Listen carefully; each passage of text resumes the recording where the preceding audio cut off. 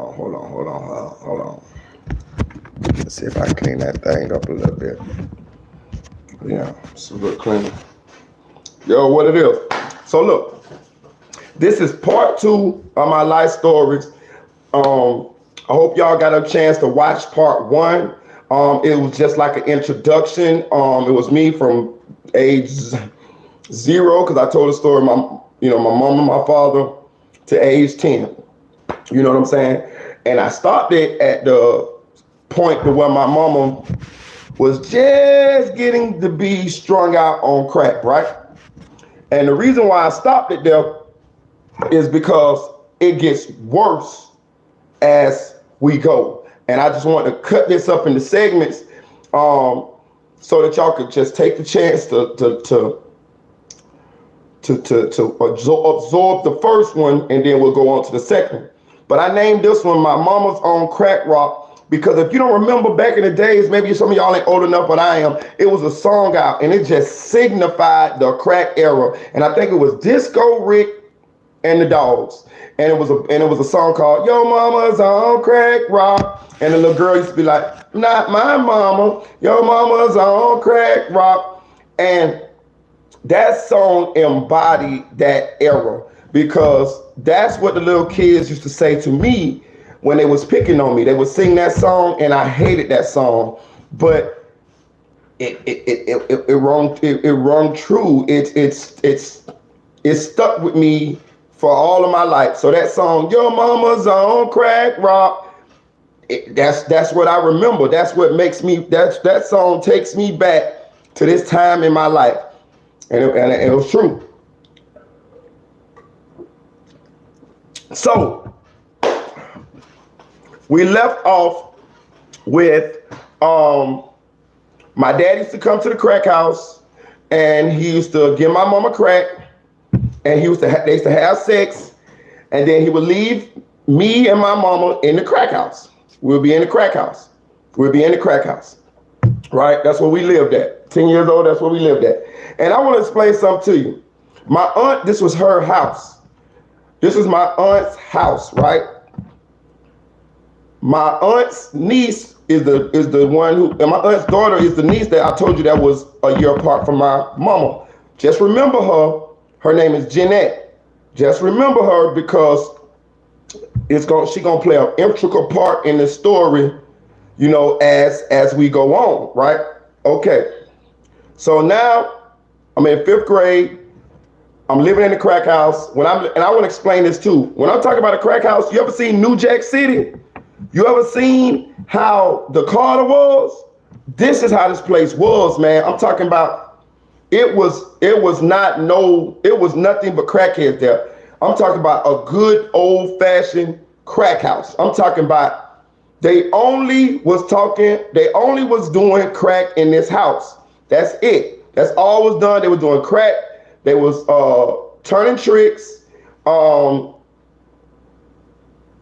That was basically it. Selling crack and turning tricks. That's all they were doing. You see what I'm saying? So, and I was forced to live there because, of course, my mama had broken up with my stepfather, and my mama, the depression of the situation made my mama just go down that rabbit hole of using drugs in order to feel better about the situation, or to at least take her mind off the situation. And she had started using the drugs when her and my stepfather was in a relationship together. Both of them used drugs. But my stepfather, he just didn't get strung out as bad as my mama did. You see what I'm saying? That's kind of what happened. You know what I'm saying? And of course, my stepdaddy was cheating. So my stepdaddy had women he could go shack up with. And my mama was a faithful woman. I'm talking about, listen, let me tell you some real shit. My mama never cheated on my stepdaddy, ever, in life, ever. You know what I'm saying? She was loyal like that. Now, she might, when she was breaking away from my daddy, if you want to call that cheating, then she might have, broke apart she might have did a little something then. But at the same time, she never cheated on my stepfather, right? Okay, so I'm about 10 years old around this time or whatever. So school year done ended, right? School done ended. It's the summertime, right? Well, let me see. It's the summertime. Nah, it's right for the summer. It's right for school. And this place say January, February, sometime like that, right? So now I don't really have anybody to really tell me what to do. My mama is strung out in the crack house, right? She losing weight. The beauty that she had on her is fading. She's getting more and more steeped into the drug life, and she's turning tricks now. Now she's turning tricks because she broke. So in order to get her fix, she the hot new crackhead on the block. You know what I'm saying? She looked good. You know what I'm saying? Or she looked better than the old ones. And you know, of course, guys want to have sex with her. And in order for her to supply her habit, this is what she's doing. She might didn't think that I knew that's what she was doing, but I tell you, kids are smart. You know what I mean? We know what's going on. We might not say, but we know what's going on. So I know this what's going on. She pulling tricks. You know, I could see her going to a room with the white man, and then you know, when the white man leave, she got money, and she giving me a couple dollars to go to the Chinese store to get me something to eat. You know what I'm saying? And she got crack. I could tell. You could tell when a crackhead don't got crack, and you could tell when they got crack. When he leave, she got crack. You know, and she giving me a little couple dollars or whatever. But I'm gonna tell you how this inadvertently fucked me up, right? I had started to like when the crackhead, when the white man would come and go in the room with my mama. That's crazy, ain't it? That's crazy, ain't it? Let me tell you why. Because when the white men would leave, we would have money. Mama, I would be hungry before they came, but then when they would leave, we would have money. So I could go to the Chinese store, I could get me something to eat. My mom always sent me to the Chinese store. She always gave me money and sent me to the Chinese store, you know what I mean, to get something to eat or whatever. So that's crazy, ain't it? Like, I know what's going on in these rooms. I never seen it, but I know. I'm old enough now. I know what's going on in these rooms. Part of me is wanting this shit to stop. Part of me is thinking that my mama gonna die one day, because if you remember when crack first hit, it was DARE. You know what I mean? Remember the DARE campaign?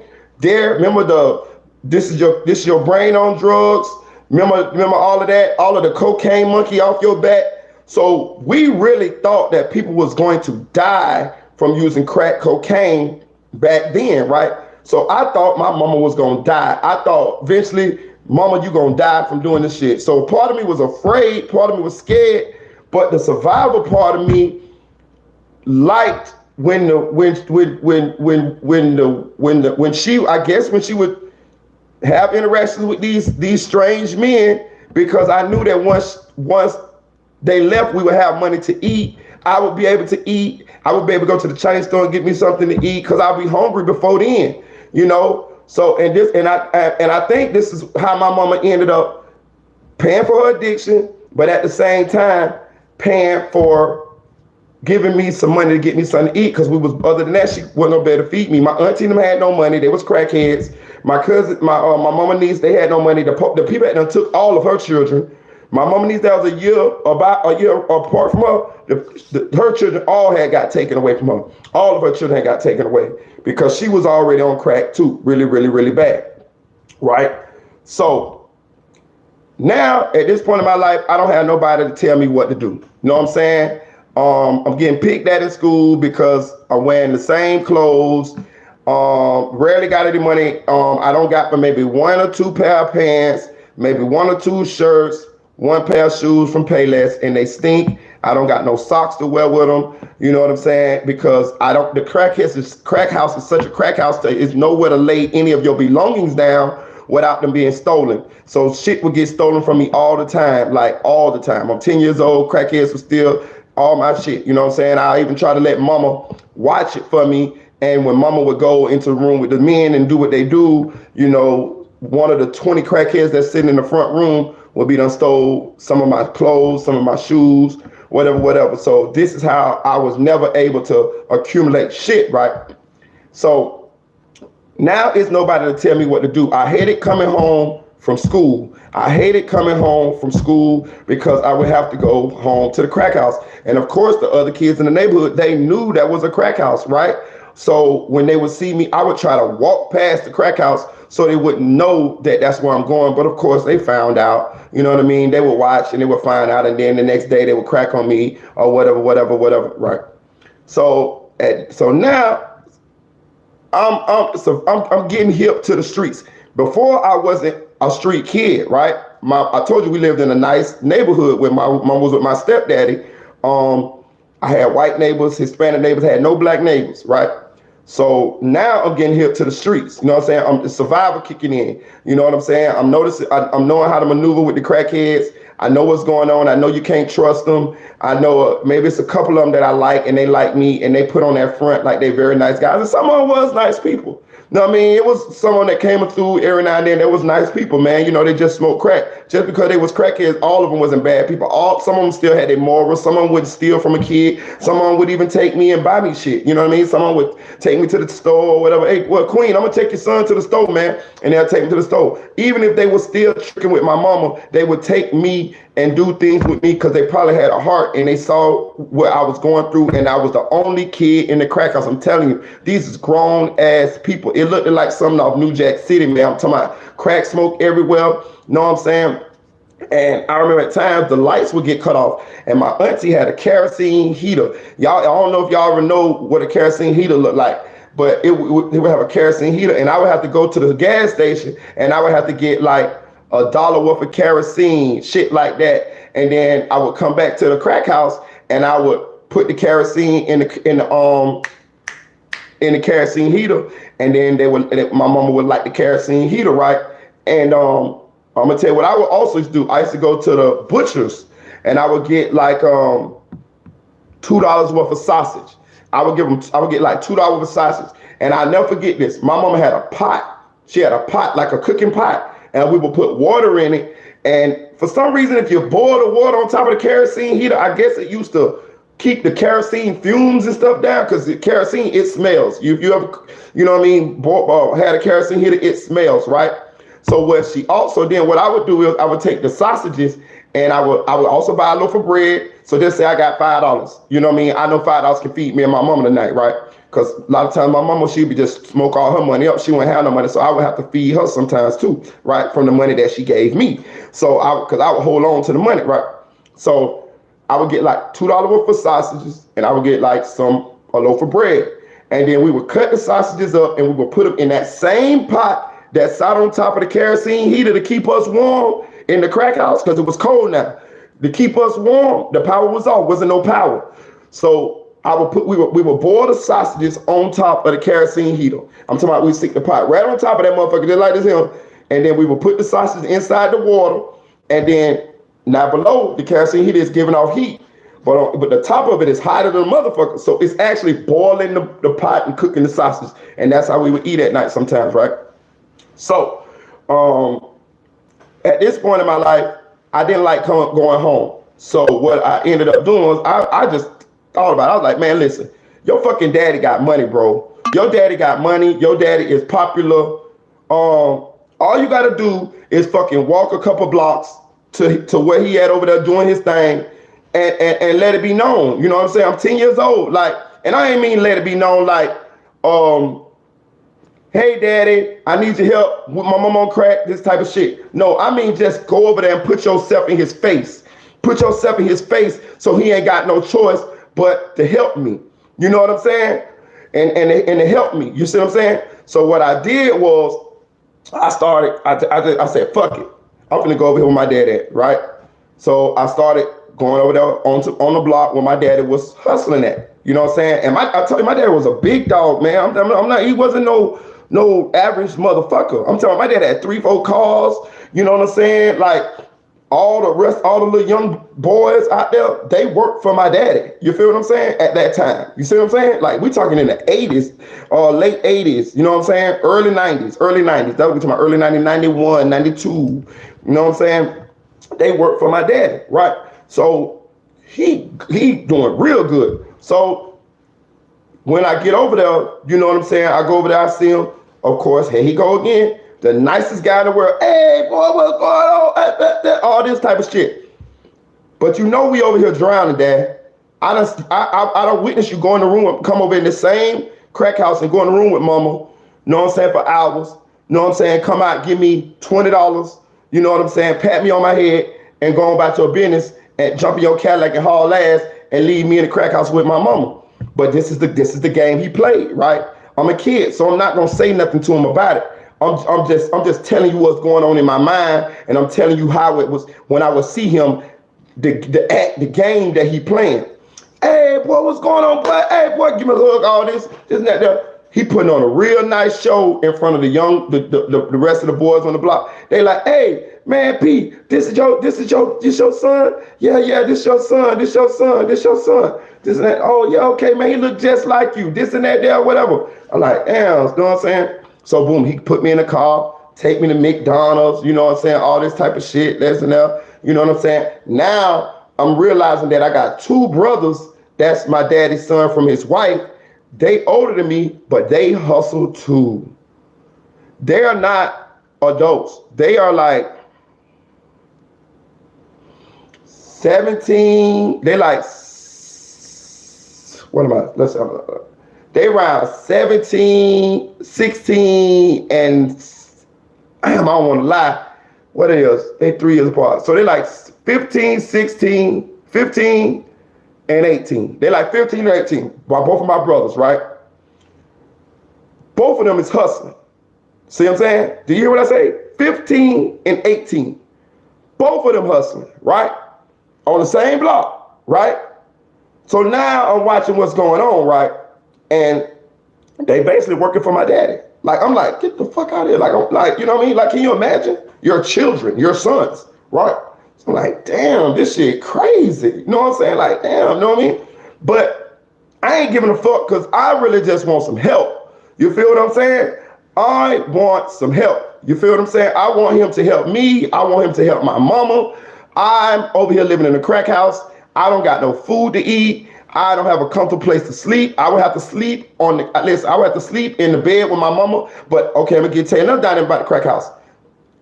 My mama didn't have exclusive rights to the room that she stayed in. You get what I'm saying? So if somebody came along and they was willing to give my auntie some crack in order to have the room that night or to trick in that room, my mama would have to come out that room and have to sit on that couch with me. You know what I'm saying? And the couch was dirty as fuck. Can you imagine? I told you it's over 20 crackheads. It was a 4-bedroom. It's over 20 crackheads in the motherfucker. So the house is the couch is dirty as fuck. You know what I'm saying? It's cold as fuck because I told you the power off at this time. We got the kerosene heater. The kerosene heater only radiates heat for a certain circumference. You see what I'm saying? So goddamn, y'all huddled up against to that motherfucker. You see what I'm saying? So that's how it was. So sometimes my mama would be on the couch with me and she would be holding me and we'd just be trying to stay warm in that motherfucker. And then I'll be holding her and she'll be holding me. You see what I'm saying? So that's how we was living, right? So I started like, fuck it, man. I got to do something. Like I'm only 10 now. I'm only 10. So when I would get out of school, I wouldn't go to the crack house. I wouldn't go first. I didn't never like going there any goddamn way. And I would go straight over there where my daddy was at because at least I know I can eat. At least I know my daddy gonna buy me some McDonald's. He gonna put $5 in my pocket, $10 in my pocket, or whatever, and I can eat. And then he give me some money, I can feed my mama. Cause I'm pretty sure that my mama be done smoked all her money up. So I was basically going on my daddy so I could make him feel sorry for what we had going on so that I could feed myself, he could feed me, and then I could feed my mama. I never told him this is what I was doing. I never spoke about any of this. I just always kept it inside. But this is what I was doing, right? And it worked. It worked for quite a while. You know what I'm saying? He would give me $10, $5, whatever. And my dad, I'm gonna tell you something. He would buy me little stuff. He would buy me little clothes and stuff. But he still was old fashioned, so he would never buy me no expensive shit. But he would take me to Payless and buy me a pair of Payless shoes. And he would take me here and there and buy me a couple pair of pants and stuff like that. But I could never hold on to the clothes because when I would go to school, the crackheads would steal my shit. And there was 20 crackheads in there and everybody talking about, I don't know who got it. I don't know who got it. Plus I'm 10 years old. So it's like, I can't fight all these fucking crackheads in here. Plus my auntie ain't see who stole it. My mama ain't see who stole it. They women. You know, we got crackhead men in the house as well now. Let's think about this too. They are women. All of my relatives and my auntie, my mama's daughter, my auntie's daughter and my mama, they all women. It's crackhead men in this house too. You see what I'm saying? That feel like that they can, gorilla the women. You see what I'm saying? So this is going on too. So when they asked about my shit come on missing that, it was really nothing they could do about it. Plus, if you ever know about a crack, you ever seen a crackhead steal? No, you ain't gonna never see them steal, because them motherfuckers is swift. And that's what be done happen. They be done stole my clothes, stole my little Payless shoes. I have had a pair of XJ9100s. I had a pair of hoops. You know what I'm saying? They was cheap Payless shoes, man. I, to be honest with you, I never owned a pair of Jordans until I was grown. This is goddamn true. I never owned a pair of Jordans till I was 20-some years old, and I bought them for myself. You know what I'm saying? But that's neither here nor there. I just want to break that out to you. So anyway, when I go over to my daddy, I would hang over there all evening after school because I could eat. Man, I'm gonna tell you something. Have you ever really been hungry? I'm talking about, have you ever really been hungry? Know what I'm saying? Like really hungry. That is the worst feeling in the world. Let me tell you something. It is almost no feeling in the world worse than being hungry.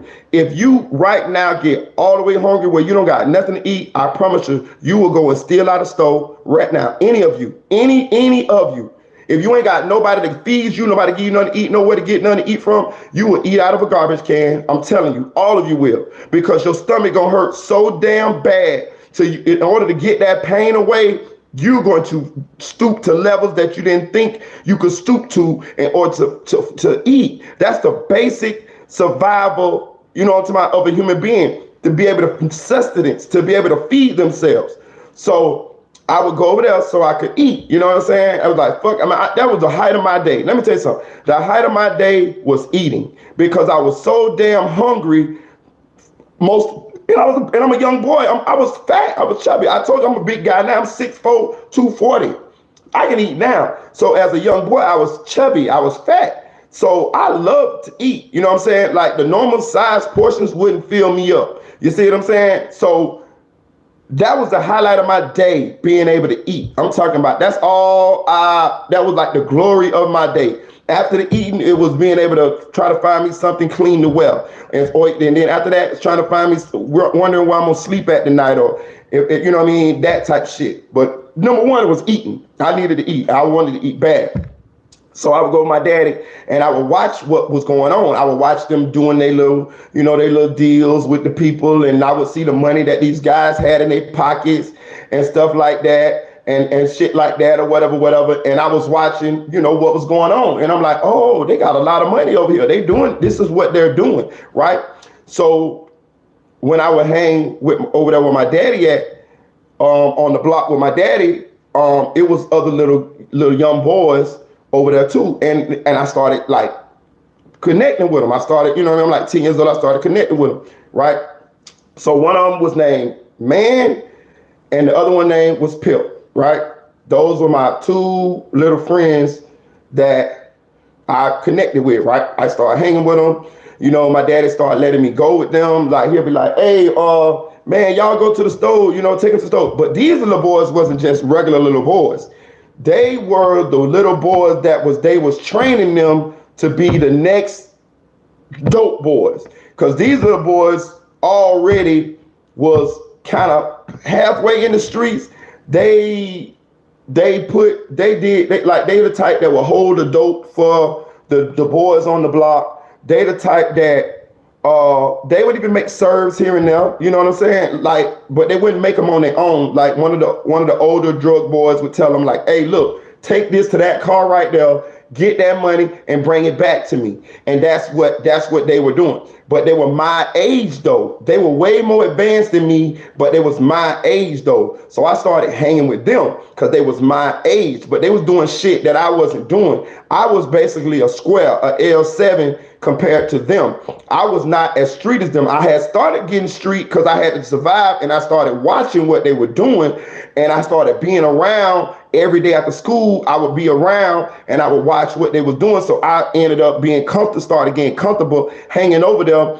And they started getting comfortable with me. And my daddy was the biggest person on the block, so they treated me better than anybody. Really, I got treated really well, and I liked that too. That made me feel like somebody. It took my mind away from the trouble and the strife that I had going on when nighttime would come and I would have to go back to the crack house and feed my mama and go to sleep and check on her and make sure she was okay and shit like this. And at this time, she's still deteriorating. Her beauty's pretty much fading now. She losing weight. She, you know what I mean? She's a crackhead now. She's a full-blown crackhead now, right? So I started hanging around with Man and Pimp. Start, doing little things, you know what I mean? And we would go to the fair. We would jump the gate of the fair. We wouldn't pay to get in. We would jump the gate of the fair, and we would walk around in the fair, steal shit, just do all kind of mischievous shit, you know what I'm saying? And we would do shit like that. And they had a skating rink in Orlando called Funtastic Skating Rink. It was where everybody went to party. Like, it was like, you could, so it would be a skating rink up until 11 o'clock. 11 o'clock, they would cut off the skating rink would stop, and everybody on the dance floor dancing. It was like, you ever seen the movie BMF? The show BMF? You ever seen like them parties, like the skating rink parties and all that shit? That's how it was. That's the times it was. With the big dookie chains and how them boys dressed in BMF. This is the time where this was going on in Orlando, right? So if you was a kid, you could go to the skating rink and skate, 8, 9 o'clock, 10 o'clock, right? At 11, they would stop the skating and it would turn into a club. So you got grown people coming there after that, right? So all you got to do as you a kid is don't go home. So if your parents or mother or none of them didn't come to pick you up after the skating stop, you would be in there partying with grown people. I'm talking about 20, 30. It was all ages. You know what I'm saying? And they wouldn't make you go home. You know what I'm saying? So I'm in there. So I would never go home because I didn't want to go to the crack house. Plus, I'm with Man and Pimp. They like the children of the corn. Plus, I don't have nobody to tell me what to do. It's no cell phones at this time. My mama don't know where I'm at. You see what I'm saying? My daddy really don't know where I'm at. He just know I went with Man and Pimp some damn well, but he don't know where I'm at. He done gone back home with his wife. It's nighttime. He gone. So I'm with Man and Pimp. You know what I'm saying? We done jumped the gate of the fair. Then we done when we left the fair, we done went to Funtastic Skating Rink. You know what I'm saying? We probably done stole some money or robbed or snatched somebody's purse in the fair or whatever. So now we got a couple dollars we can get into the skating rink. It wasn't that much, maybe $3, $4, $5. And then we would just hang in the skating rink all night until they stopped skating. And then that's when the grown people come. And then, they got, you know what I'm saying? This is when that New Jack City time, this is the time. BMF, when you see that show, this is the time. This is when everybody wearing their Adidas suits, Kangos, you know what I'm saying? LL Cool J, all of that type shit. This is the time right here, right? So I'm in there now and I'm watching, people smoke weed. You know what I mean? I'm only like 10. I told you I'm only 10 years old. And there's grown people in there. If you don't remember, it was a DJ called DJ Magic Mike. He blew up. He was like one of the first DJs to go platinum. He had a song called Feel the Bass. It was when it was just a bass song back then. A lot of times bass songs was really popular in Florida back then. And he was the DJ. He would DJ at Funtastic Skating Rink. He's a world-renowned popular DJ right now. DJ Magic Mike. Just look him up. I think he won a Grammy for Feel the Bass. I think he's the first DJ to win a Grammy. I'm not mistaken. I don't know, but he was one of the first ones. He won a Grammy, I'm telling you, off Feel the Bass. Or it went platinum or something like that. But it was a real popular song. And he was the DJ. He's from Orlando, Florida. He was the DJ. So that was how I was doing. And I used to go with Man them. And slowly what they was doing was rubbing off on me. You see what I'm saying? Slowly what they was doing, I would do what they do. You know what I'm saying? We wasn't actually like no robbers or whatever, but we would steal some shit. Definitely we would break in some shit. Definitely we would just do all kind of mischievous shit, right? So I would end up that's how I end up turning into kind of like a street kid. You see what I'm saying? I was kind of exactly quad music, straight up. So that's how I end up turning into like a street kid. You see what I'm saying? And my daddy, he kind of watched all this happen. You see what I'm saying? Because my daddy was a kind of loose kind of parent. You know what I'm saying? My daddy, he ain't really tell you to not to do too much. You know what I'm saying? He kind of, I ain't gonna say he encouraged the shit, but he ain't really tell you not to do shit. You know what I'm saying? Now, if you got into some serious shit or some shit look like it be finna be serious, then he would say something. But on the normal everyday, you could go where the fuck you want to go. You know what I'm saying? Like you could just when the sun woke up, when you woke up in the morning, you could be gone. You know what I'm saying? You could just go and then you was able to run around the hood. You was able to roam around Paramore and do what the fuck you want to do. And, you know, he just catch you. But he'll just see you when he saw you. And that's how it is a lot of times in the hood. Even to this day, if you go to Paramore, the hood raises the children. You see what I'm saying?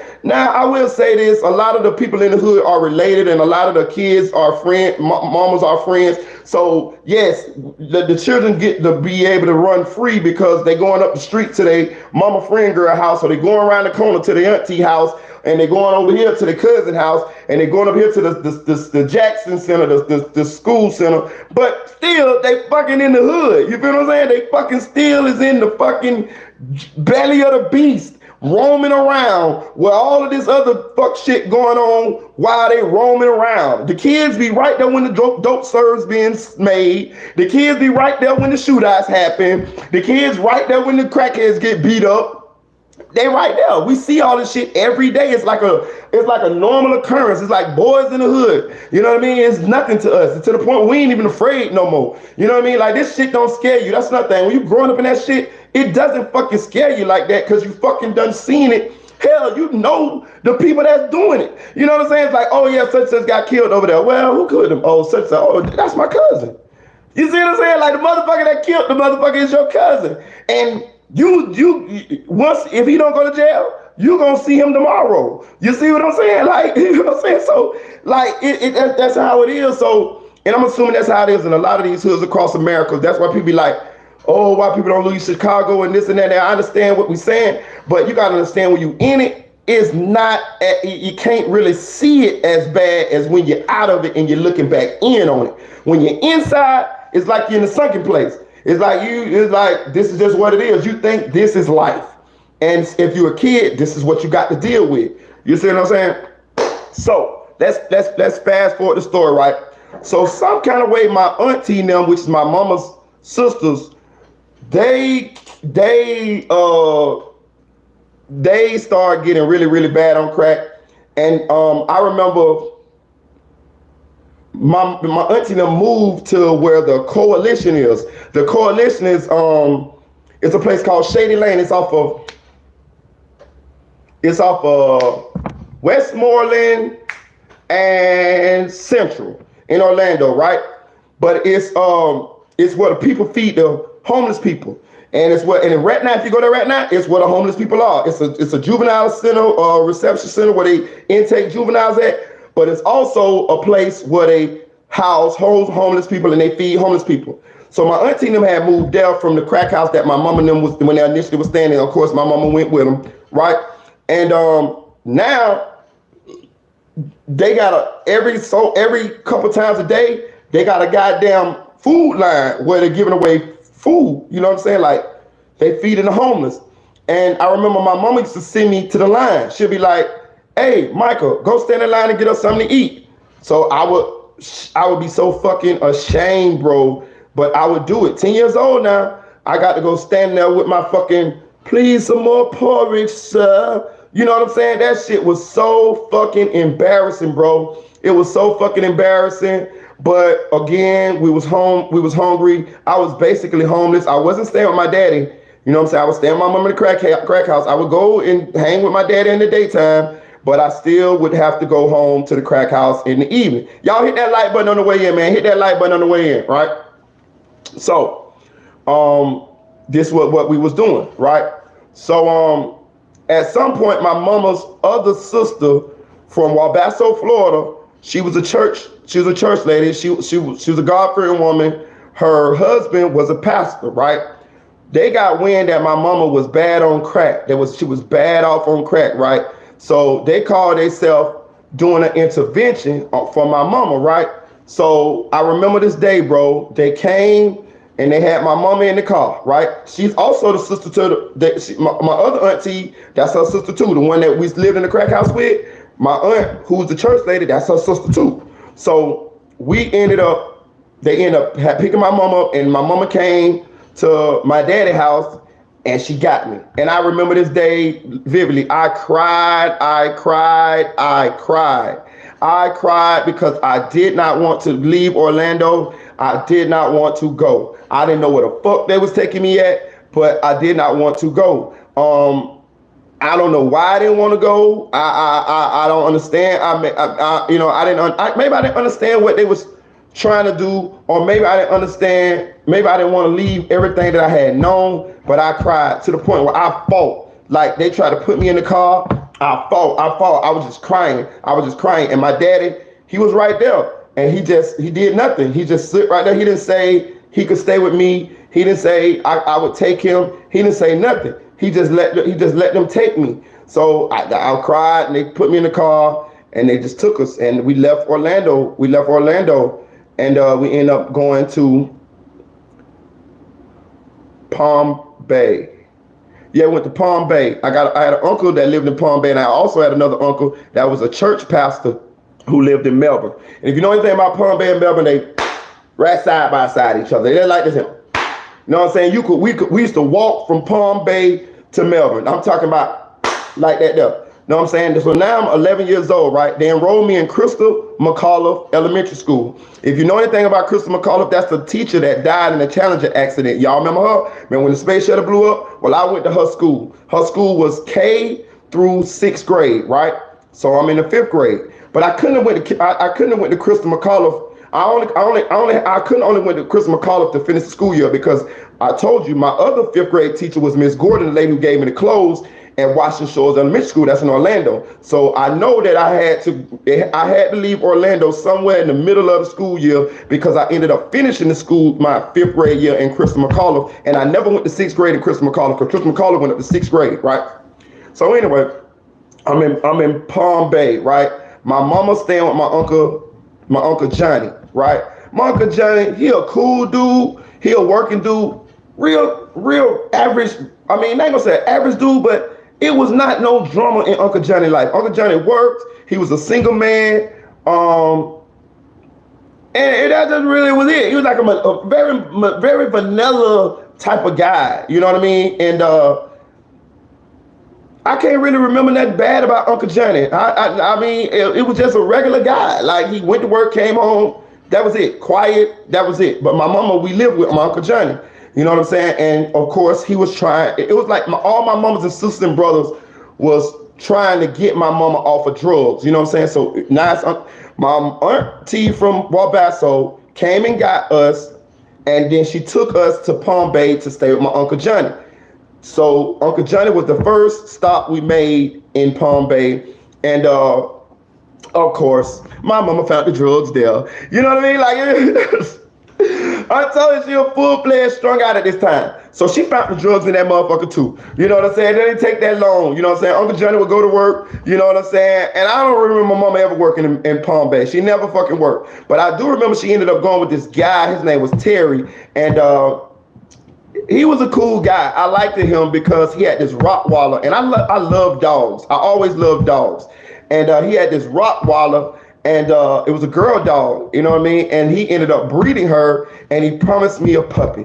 And that was enough to make me like him. You know what I'm saying? He was a nice, muscular-bound dude, you know what I'm saying? And of course, when my mama hit Palm Bay, she was the new girl on the block. So, you know, I'm telling you, anytime you go somewhere new, people gonna want to put their dibs on you. Ain't nobody ever mess with you. You decently, you know, decent, good looking or whatever. They gonna put their dibs on you. So Terry and my mama started going together. I don't think they was like boyfriend and girlfriend, but they started going together. And Terry was from Palm Bay, and my mama was living in Palm Bay at the time. And I would go to school The kids, of course, would pick on me again. I think around this time, Mama had done got on welfare, so she was getting checks once a month or whatever.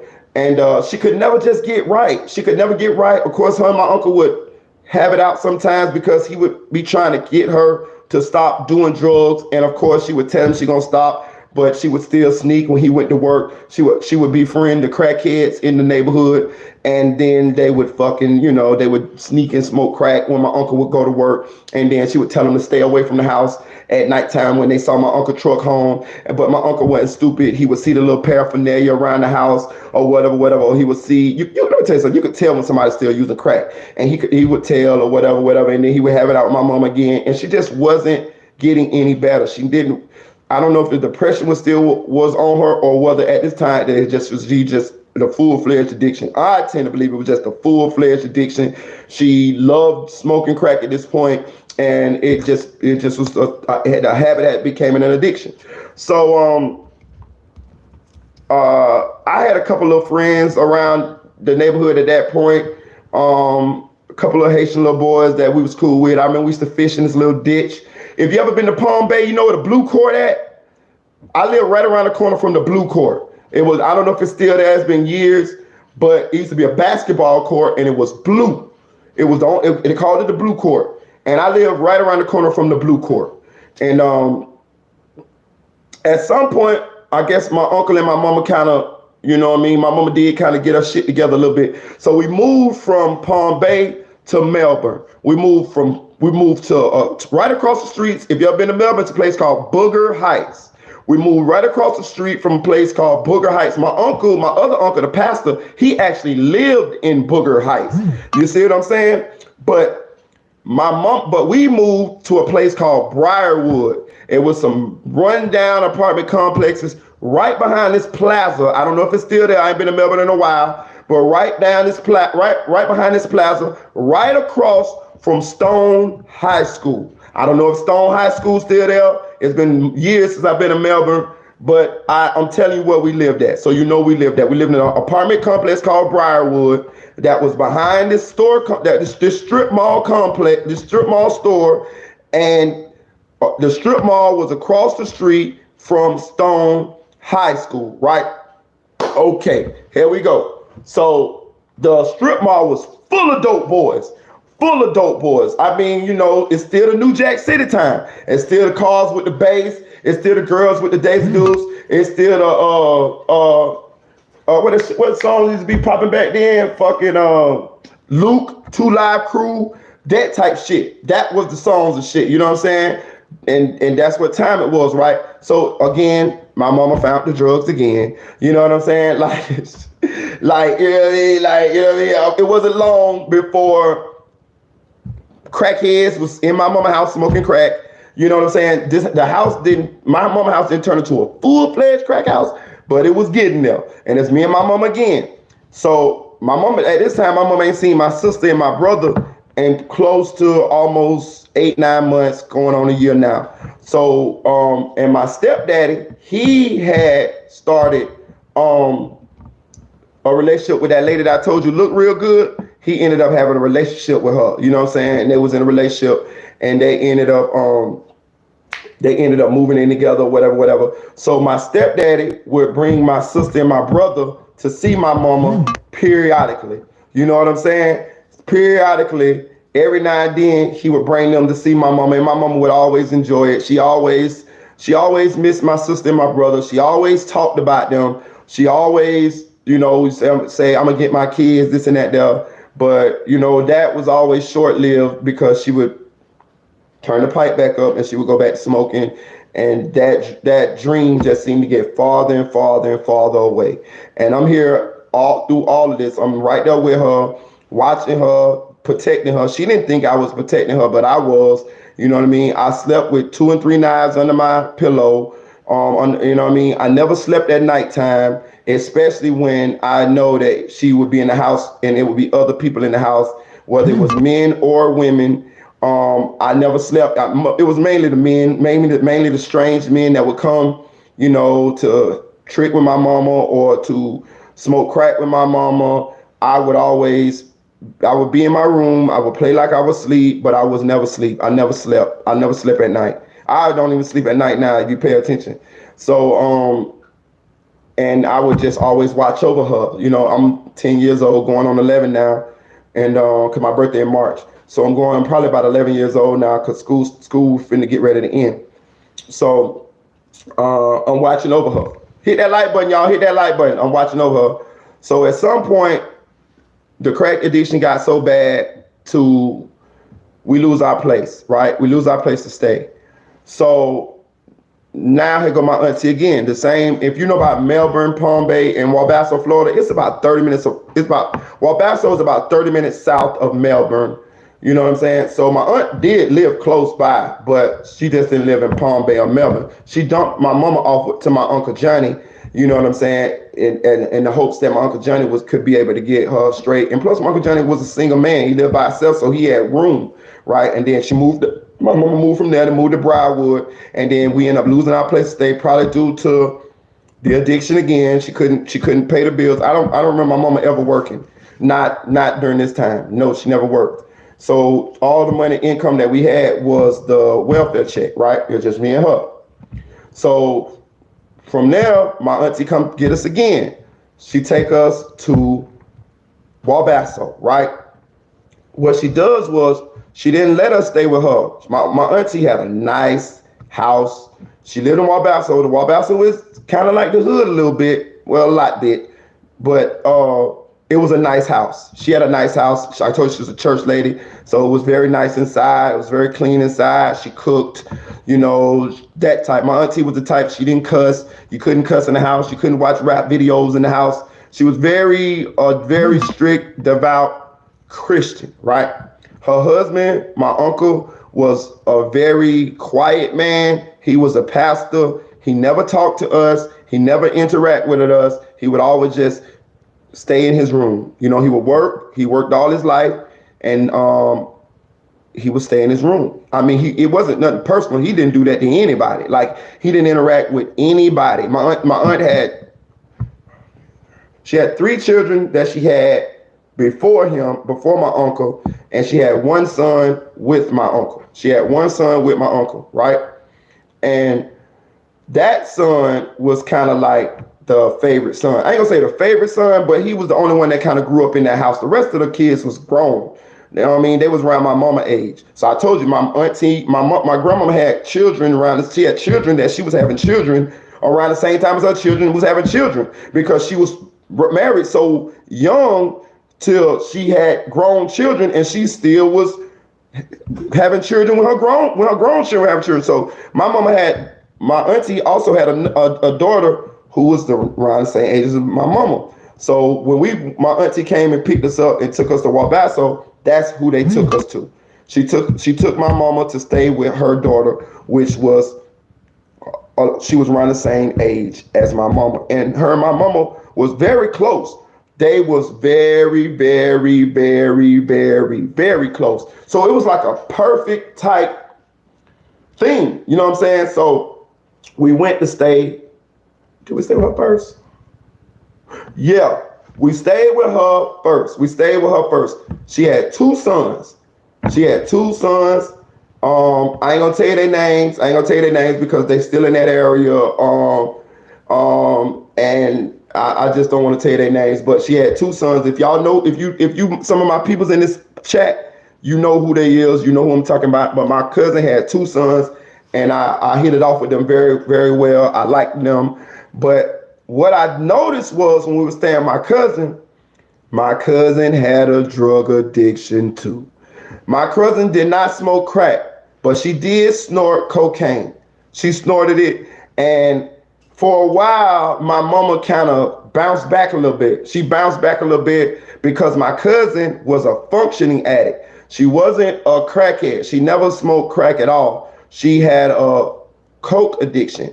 And it's a difference between having a coke addiction and having a crack addiction. Crack is on the extreme end. Coke, you could possibly still function, have a somewhat stable life, and it's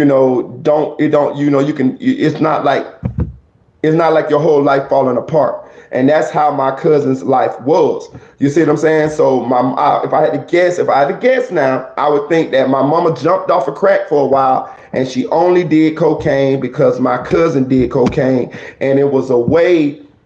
And she was just basically mimicking my cousin, and it kind of was a better thing. I ain't gonna cap. The cocaine use was better than her doing crack, because she followed my cousin. So my cousin worked, my cousin had a car, my cousin had a house, my cousin took care of her kids. You know what I'm saying? And my cousin baby daddy, he was the equivalent of my daddy. Like, he was a big time guy as well. Big time. You know what I'm saying? I see similarities in them a lot, but she wasn't with her baby daddy, but both her son's daddy, both of them, they had the same daddy. He was big time. He was the equivalent of my daddy in Orlando, right? So her and my mama had a lot in common. And my mama bounced back for a while. She bounced back, you know what I'm saying? She bounced back. She started looking good, you know what I mean? She got fat, you know what I'm saying? Her hair used to be falling out, but she started wearing wigs, you know what I mean? Back then it was like fucked up to wear wigs. Like now it's popular to wear wigs. Back then it was like, you bald headed, that's why you got to wear a wig. You know what I mean? Like, it was like a stigma on people that wore wigs. But she started wearing wigs and she looked good. You know, she had got chunky and got fat again and this and that. So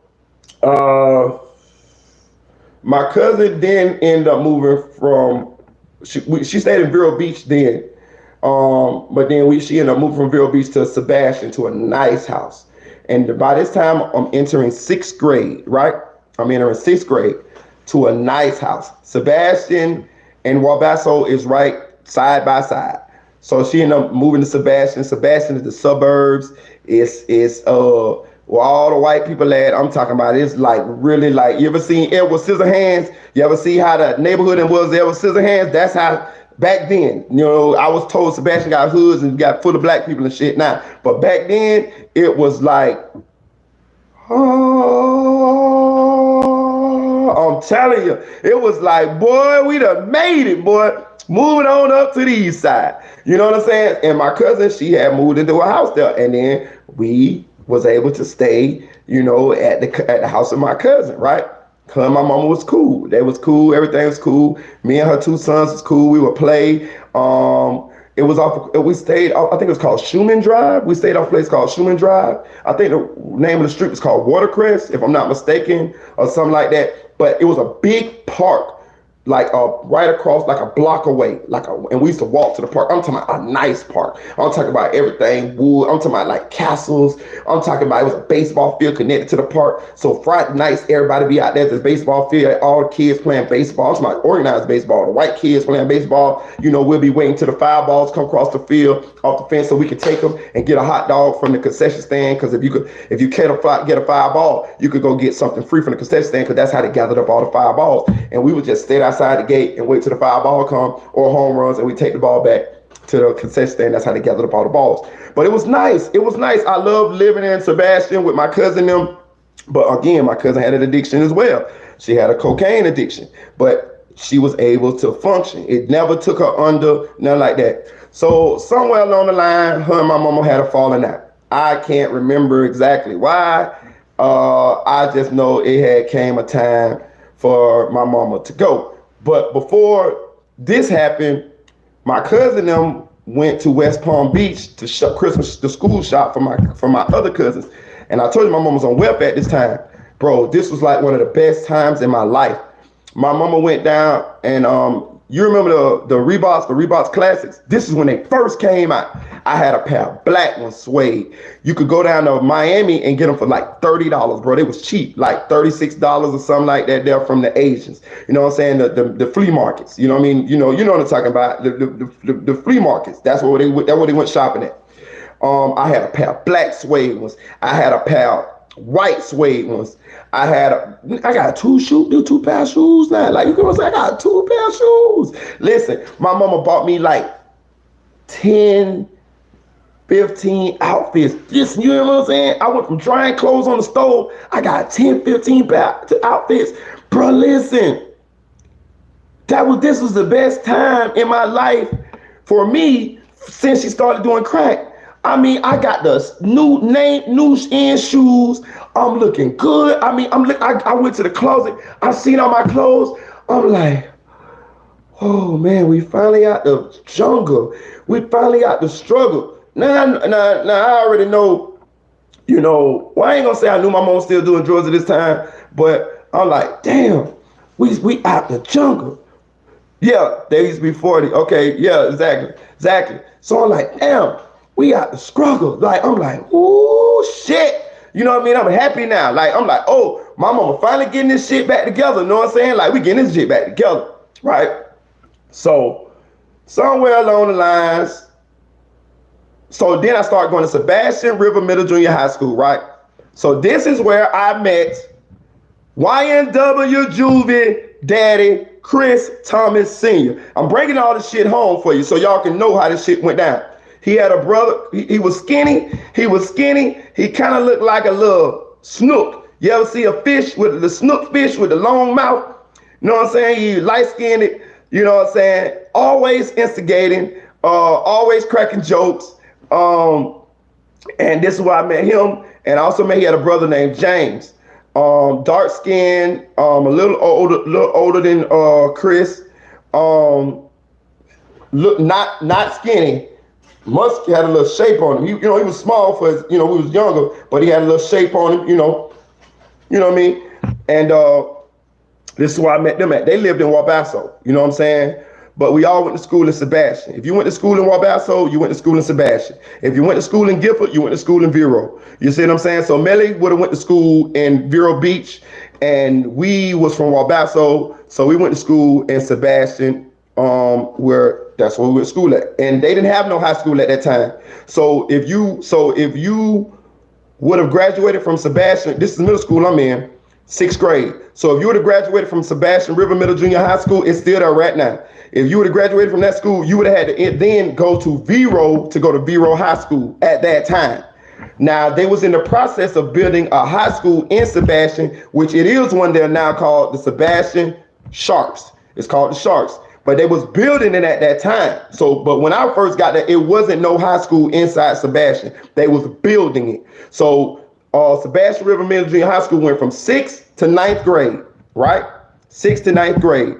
And then after they built the high school, they moved the 9th grade to the high school. See what I'm saying? I never went to the 9th grade in Sebastian River Middle Junior High School. I only went there from 6th grade to 8th grade.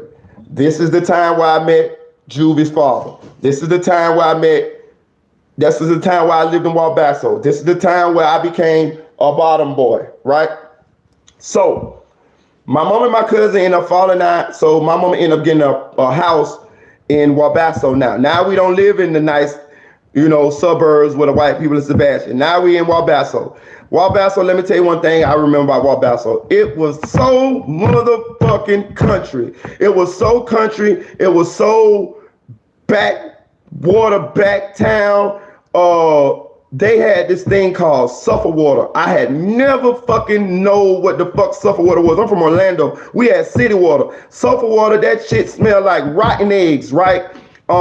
It would leave like brown calcium deposits in your sink just from the water. In your tub just from the water. Like your tub always had like a brown fucking stain in it from the water, just from the calcium in the water just dripping down. And this is what we had to bathe in, man. That shit smelled like rotten eggs. I don't know, y'all get in the chat, y'all let me know if y'all ever know what sulfur water was. You had to have a softener in order to be able to actually even drink the water. You know what I'm saying? Like, it would give people kidney stones and shit like that. And I just fucking hated that fucking smell. But the house that we lived in, it was like a hood house, a rundown house. I don't even know what the rent was. That shit was probably like $400-500 a month. It was probably really, really cheap, but this is where we live, right? Wabasso is the hood. It was where all the black people was. It's just like Gifford, but it's just Wabasso. You know what I'm saying? And of course, my mama found the drugs. She no longer lived with my cousin, so the functioning addict part was out the window now. She didn't have to. She went right back to smoking crack. It was not the snorting powder and the maintaining. It was smoking crack. And not only that, now I'm living in the hood with Chris and them, with which is Juvie's father and all of them. We all in the hood, so we friends, like we vibing. And at first, they wasn't even my goddamn friend. It's just like when you first get to somewhere new, everybody started picking on you. So they started picking on me. They started picking on me. They started picking on me. And started picking on me. And at some point, my mama got my sister and my brother back for a little bit, right? They ended up staying with me and my mama in Wabasso. I don't know how this happened. Maybe my stepdaddy got a heart and was like, yeah, I'll let you get your kids back or whatever. My mama kids never got legally taken from her.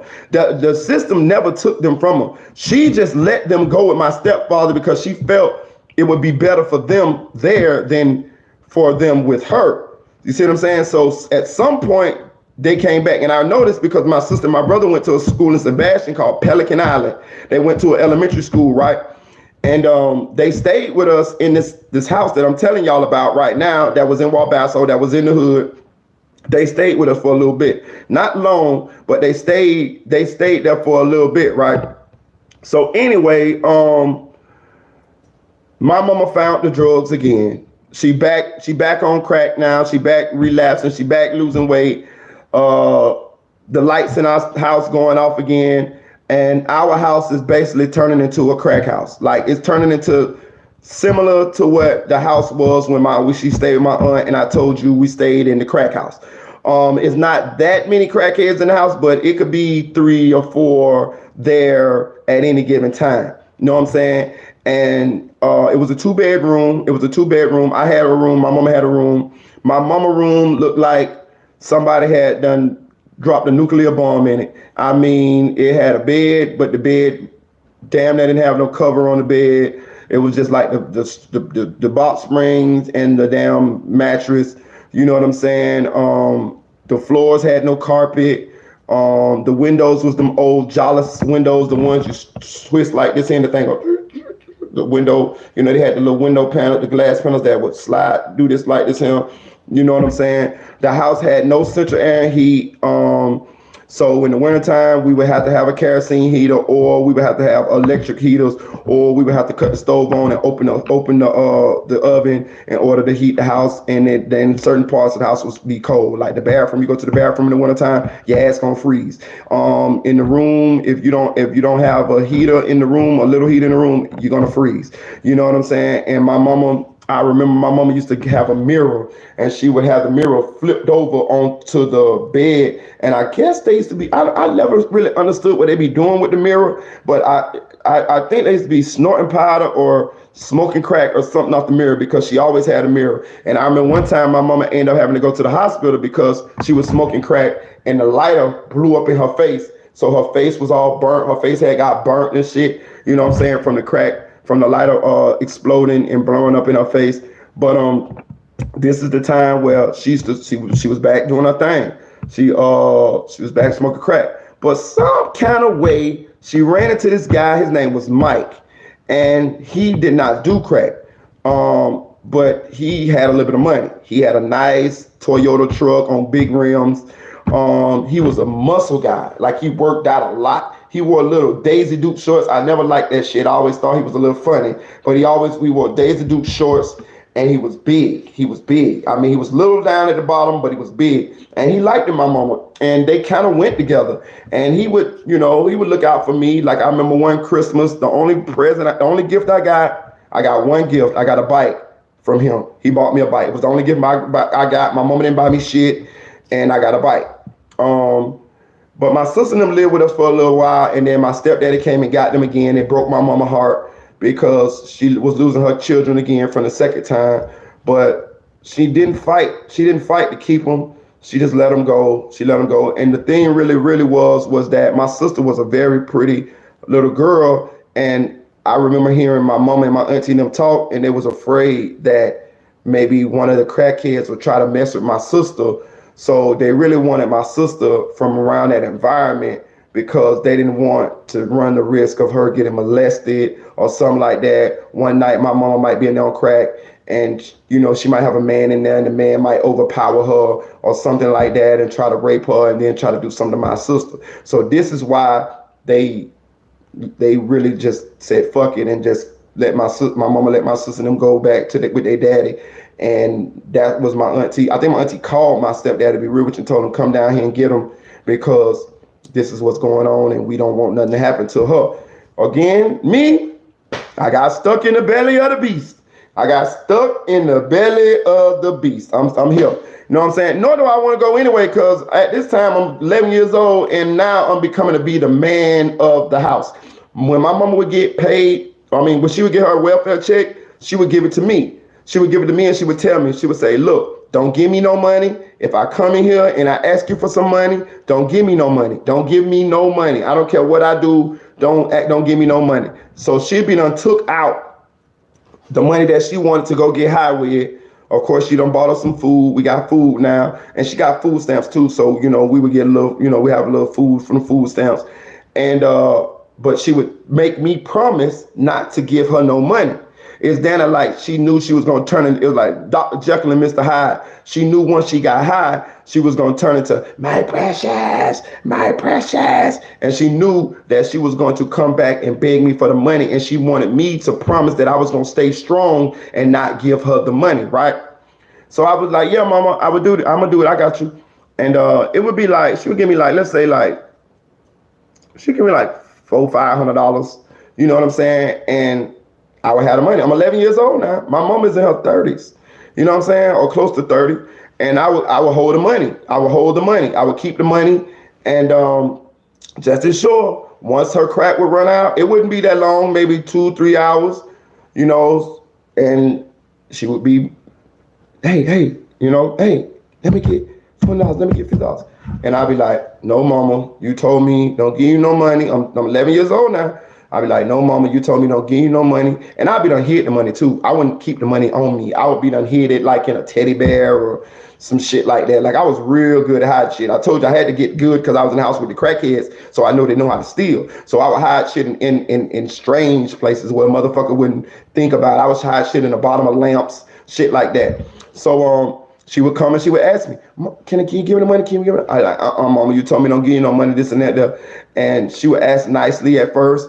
And then after, and she would, at first she'd be like, okay, yeah, I remember I told you. Yeah, I remember I told you. And then she would leave. And then maybe like 20-30 minutes later, she'll come back.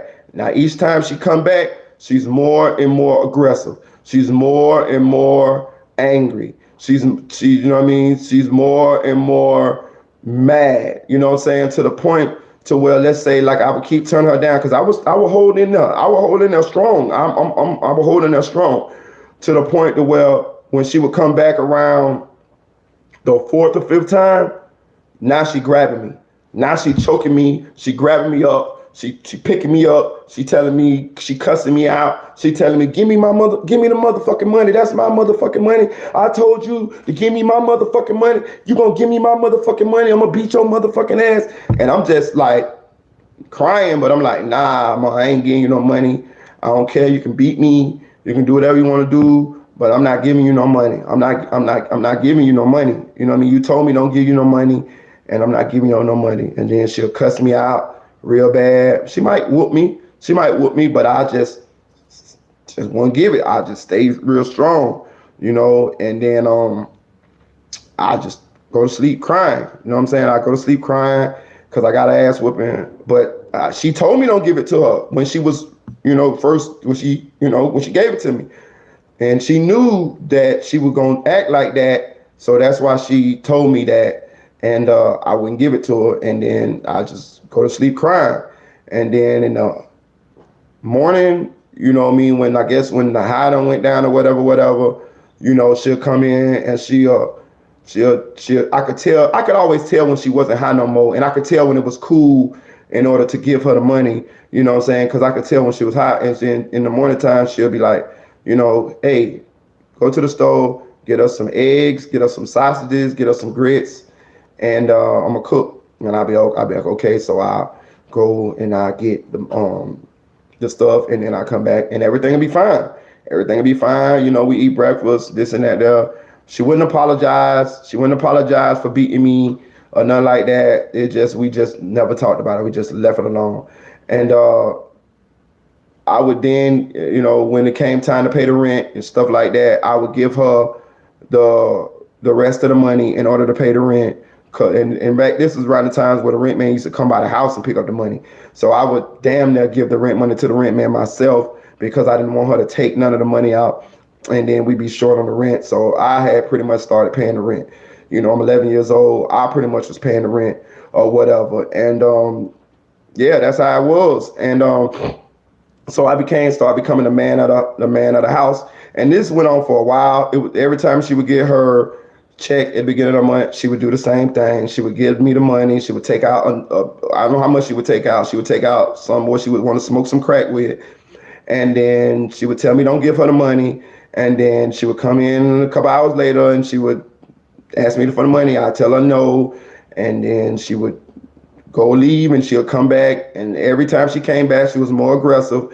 And then after a while, she would grab me up again, choke me up, cuss me out, tell me to give her motherfucking money. And I would tell her no. And then she would beat me and then I'd cry, but I would never give her the money. And that's just what was happening. And that's kind of how I became the man of the house, because I had to make sure that we had a place to stay, and I had to protect my mama from herself, because I knew that she would take us under if I wasn't the one to kind of, you know, hold the money and make sure that she had the money to pay the rent and shit like that.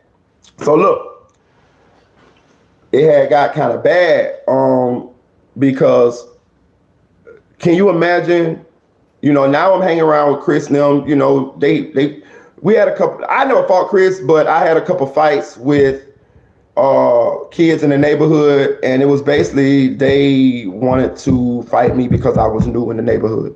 So I used to have to fight these kids. I didn't win I didn't win the first couple fights. I ain't gonna cap. Like, I was not a fighter at this time. I'm like 11 years old. I just wanted to be friends. I didn't want to fight anybody. Didn't like to fight, but those kids, they made me fight. Like, I lost I think I lost the first two fights pretty bad. Like, I think I got one of them. I think I remember my jaw was sideways. I had got a fight with a kid named Rocky, and actually Rocky was my cousin. That's crazy, ain't it? But he was my cousin. I didn't know him, but and he's actually christened him. I think is Rocky getting christened him. I can't remember, but I know they hung with them, right? And I ended up getting a fight with him, and I lost the fight to him. He messed my jaw up pretty bad. But I had nobody to fight for me. I was by myself. I had to fight on my own. So I lost that fight. I think I lost another fight. I can't remember, but I think I lost two fights. I think I lost two to him, actually. I can't remember, but I fought quite a few times, and I wasn't the first 2 or 3, maybe 4. I didn't win at all. You know what I'm saying? But, you know, I would fight. I would defend myself. And as I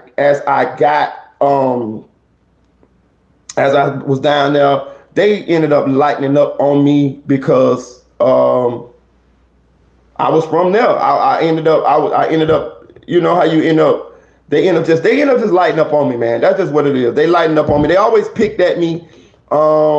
Kids are cruel, but they lighten up on me, and they eventually ingratiated me into the fold. This is Juven's father. This was my everyday friend. That's like I trying to tell y'all. This was my everyday friend from 11 to 14. This is 13, 14. These is my everyday friends. You see what I'm saying? So when y'all be trying to tell me why I'm the way I am, why I talk about Spoon the way I talk about him or whatever, because like it was a big part of my life at that time. And those are my everyday friends. Like, I didn't know this man was gonna grow up to be Juvie's father, nothing like that. I just know him as my friend from when I was a young man, a kid, and we always stayed friends. So, you know what I mean? So that's just how it was. So Can you imagine walking in Wabasso? Let me tell you something. It's nothing to do, right? It's nothing to do in Wabasso. It's nothing to do. It's not, well, it wasn't. I heard it's still bad down there like that now. It was nothing to do. I think a lot of people don't even live there no more. It's kind of like just old people live there. The younger people done moved out. They done moved to the outskirts, better places, better. They just moved away. But I heard it's a lot of the same. A lot of older people that's like pretty much old. And but it was nothing to do there. This is what we used to do for fun. We used to walk to the park, which is in the bottom. That's how we became the bottom boys. I keep trying to tell people this is real. This is legit. And I lived in the bottom. We would walk to the park, play basketball. We would walk to Sebastian to play basketball in Pelican Island. Pelican Island had small goals, and we could dunk on them. And Kristen played football for the Sebastian. I think it's the Panthers. I didn't play football, but they did. They played for the Panthers, and we would walk sometimes to their practices, or we walk to their games on Saturday, or we would ride bikes to their games on Saturday and shit like that. Wabasso is very close to the beach. Wabasso actually has a beach. Wabasso is you can get to Wabasso off A1A. Off US 1 and off A1A. If you know about A1A, that's the last goddamn road in the United States before you get to the Atlantic Ocean. If you were any way up and down Florida on the eastern seaboard, the last road is A1A. Then the road over from A1A back towards inland is US 1. Wabasso, we could walk to US 1. You know what I'm saying? It was better if you rode a bike, but we would ride bikes to the beach. We would get bikes and we ride them to the beach. We would ride to Wabasso Beach, and that's what we would do for fun. Or we would go to Wabasso. It was like a little jetty, little park in Wabasso before you get to the beach, and we would go there to fish. You know what I'm saying? So we fished and we would hunt. My mama and them, for some reason, one Christmas, all the parents bought their children BB guns. So we all had BB guns. I'm talking about the nice BB guns, the powerful BB guns. So we would hunt squirrels, rabbits, doves, shit, anything that moved that we could kill with a BB gun, we would motherfucking hunt them. And I'm talking about it's 20, 30 of us, and we all got BB guns, man. I'm talking about everybody had BB guns. I'm talking about at one point, goddamn, a bird better not move, bitch. I'm talking about it was squirrel, bird. Boy, we kill all them motherfuckers, and we would cook them. I'm talking about we kids now. We fucking 12, 13. We'll clean them motherfuckers, and we'll get us a little grill, and we'll cook them motherfuckers, eat them. We were some country motherfuckers, man. I'm telling you. But that type of shit enticed it. I loved it, that type of shit. I always liked outdoors type shit. I always liked the fish. I always liked the animals. I always liked doing that type of shit, right? So sometimes when we would be walking through the Wabasso, we would walk past some of the grown people, some of our mamas, some of my cousins. And I remember walking past sometimes, and I would come around the corner, and I would see people selling my mama crack. Like, that shit used to be so fucking just like sad, embarrassing. And my friends right here, like, just imagine we walking through the hood, just walking or scrolling on a day, and we go around the corner, and there go the dope boy selling my mom some crack.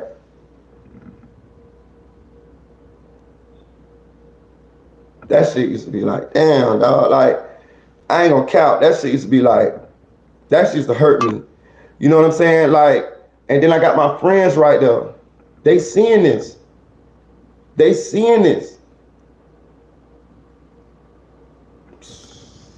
You know, and sometimes my mama would see me, see her. You see what I'm saying? She would see me, see her. My grandma was in Dothan, Alabama. I told you that's where my mama was from. So she was light years away from where we was at. So she would see me, see her, you know? And we would lock eyes. And then she would try to do the real fast thing. And, she wouldn't never walk up to me. She would walk away, like trying to get away from where I was at. So almost like to say, that wasn't me, but I saw her. Like, you know what I mean? Like, now I'm 11 years old, walking with my friends. We just walking, probably with our BB guns, with some sticks in our hand, chopping down bushes or whatever we doing, or throwing the football, or got the basketball, finna go to the park to play basketball, and we see my mama around the back of a building buying some crack from a young boy who probably about 18, 19, and that shit, I'm just looking at her. She, you know, she see me, but she try to move real fast and go around the corner and play like, you know, that wasn't her. But I see her, that's you. You know, and it's like reality. Like, just, can you imagine? I was just having fun, just playing, just cracking jokes with my friends. And then when I come around that corner, I see the reality of my life. I see the reality of this is what's really going on. Like, yeah, I can escape the situation while I'm playing with my friends or when I'm out being a kid, but then I turn this corner and that's the real. That's the reality of your life. Whenever you get through playing basketball or running around the city with your friends or from the beach, or you got to go home, and this is the reality. You know, that's how I feel. You know what I mean? So, whatever. But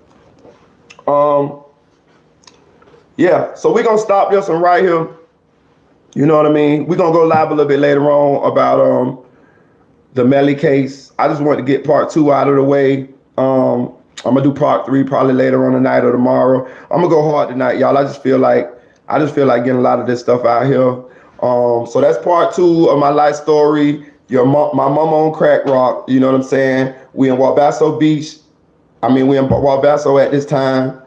And so that's what was going on. So y'all like, share, subscribe, comment to this video. Let me know how y'all feel about these stories. I'm gonna go live in a little bit. I don't know. I'm gonna post and let y'all know what time I'm going live. But I go live early for y'all. I don't gotta work tonight. I'm off tonight. So I'll go live in a little bit. Probably give me like 2 hours. Give me like 2 hours and I'll go live and we'll get into the case. I did find a little bit more information that I wanna go over with y'all. That the police was reporting. I think the discovery came out yesterday. So I want to go over that with y'all too. But yeah, so that's part 2 of my life story. Like, share, subscribe, please comment. You know what I'm saying? Share this, you know what I'm saying? If y'all don't get a notification, let me tell y'all what y'all do. Unsubscribe and then subscribe again, man. I think, YouTube be doing some crazy stuff. So unsubscribe right now and then subscribe again and turn on your post notifications, turn on all. You know what I'm saying? I've been figured out that's what's be happening. I don't know why YouTube do that. You know what I'm saying? Maybe because my channel was stagnant for a little bit or whatever. But unsubscribe right now. If you're not getting your notifications, unsubscribe right now and then subscribe right back. And it should kick it back on the way you get your notifications, man. But like, share, subscribe, man. Tell me how y'all feel about this story. Go in the comment sections, drop a comment, man. All comments are appreciated, man. This is my life story. I just wanted to get it out there so you guys, you know what I mean, know more about me. Because it's one thing for me to be blogging on all these hot topics and all these certain things that happen in the hip hop sphere. But I feel like I needed to tell you guys more about me so we can have more of a personal connection. You know what I'm saying? And maybe this will help other people, talk about their situations, because I know I had a bad situation, but I've been through life and there's a lot of people that had a lot of bad situations, man. And it's okay, man. It's okay. You just got to be able to get through the trauma. If you need to have to go through therapy, get your therapy. That's fine. You ain't got to tell nobody you're going through therapy. Go to therapy on your own. You know what I'm saying? All insurance paid for, even the Obamacare. You know what I mean? So especially for the men, you know what I'm saying? And I just wanted to make people feel comfortable, you know what I'm saying, with talking about their past. You know what I mean? I know a lot of people had tough past, you know what I mean? And especially the men. And the men in the Black community, they feel like it's a soft for them to talk about this type of thing. But no, bro. No, it's not, bro. No, it's not, bro. You go through things, and if you just keep that stuff bottled up inside, it'll end up breaking you. Life is tough enough as it is, and we all go through stuff, man. So I just want to open that dialogue. Actually, I want to get, let y'all know more about me so we could connect more on an intimate, personal level. You feel what I'm saying? And, you know, so you can know my story. Plus, I wanted to get the story out there. You know what I mean? One day I'm not going to be here. One day I'm going to be gone. So as long as it's up here, some people will be able to replay this and hear my story, man. You know, my children will be able to play this. My grandchildren will be able to play this. You know what I'm saying? So like, share, subscribe, comment. We're going to go live in about 2 hours talking about the Melly case and a couple more hot topics. Thank y'all guys for listening to me, rocking with me. This was part 2 of my life story. My mama's on crack rock.